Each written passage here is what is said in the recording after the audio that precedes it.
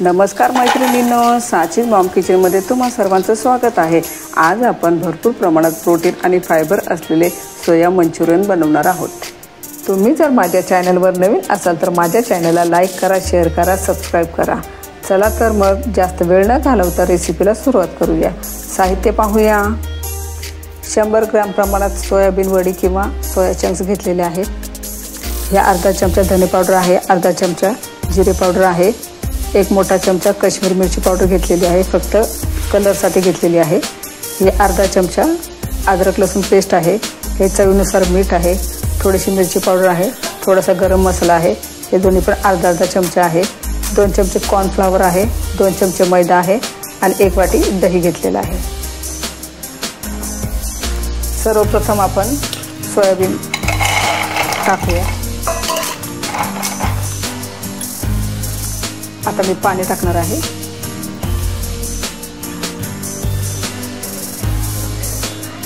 भरपूर पाणी टाकायचं आहे।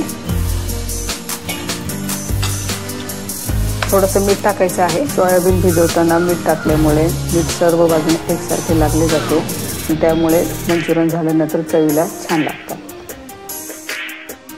हे असं करून भिजत ठेवायचं आहे 10-15 मिनिटांसाठी।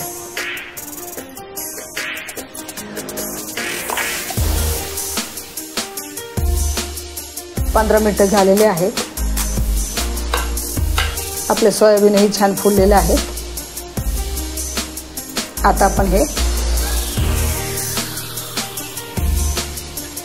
असे छान पिळून घ्यायचे आहे।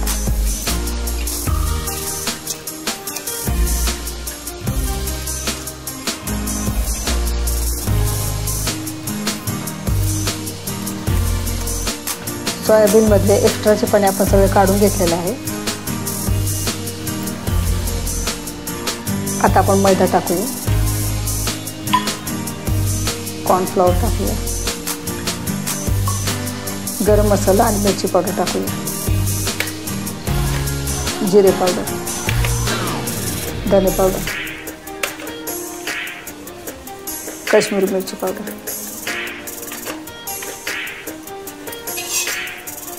अदरक लसूण पेस्ट,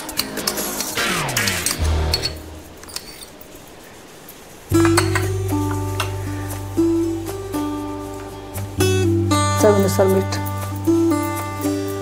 आपण सोयाबीन भिजवतानाही मीठ टाकलं होतं थोडंसं, त्यामुळं थोडंसं कमीच टाकायचं आहे। आणि हे दही,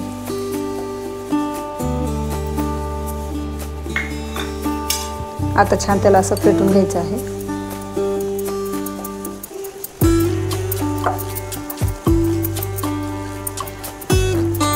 थोडंसं दाटसर वाटते, त्यामुळे आपण 1-2 चमचे पाणी टाकूया।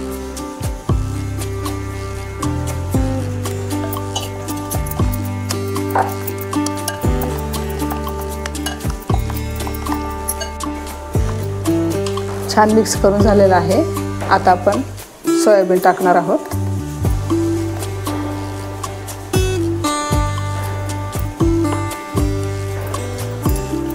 असे मिक्स करून घ्यायचे आहेत।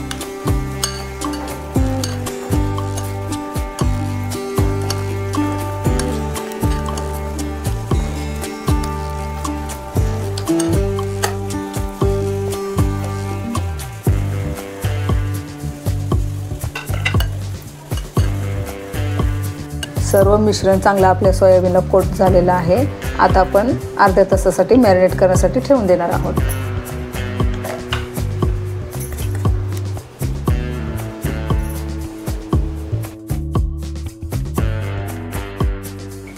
अर्धा तास झालेला आहे।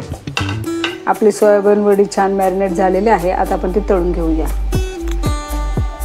गॅसवरती मी तेल ठेवलेलं आहे, ते छान गरमही झालेलं आहे। गॅसची फ्लेम मी मध्यम ठेवणार आहे आणि असं एक एक करून टाकायचं आहे।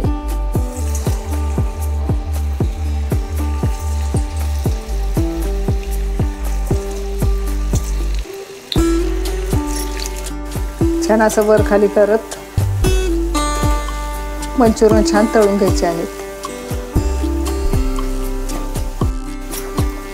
छान मस्त तळून झालेले आहेत। आता आपण ते काढून घेऊयात।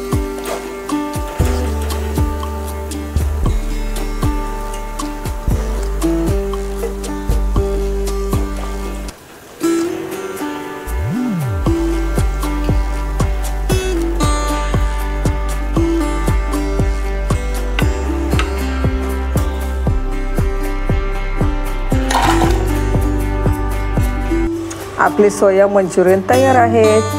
अशाच नवनवीन रेसिपी पाहण्यासाठी माझ्या चॅनलला लाईक करा, शेअर करा, सबस्क्राईब करा। पुन्हा भेटूया एका नवीन रेसिपी सोबत। तोपर्यंत पौष्टिक खा आणि मस्त रहा। धन्यवाद।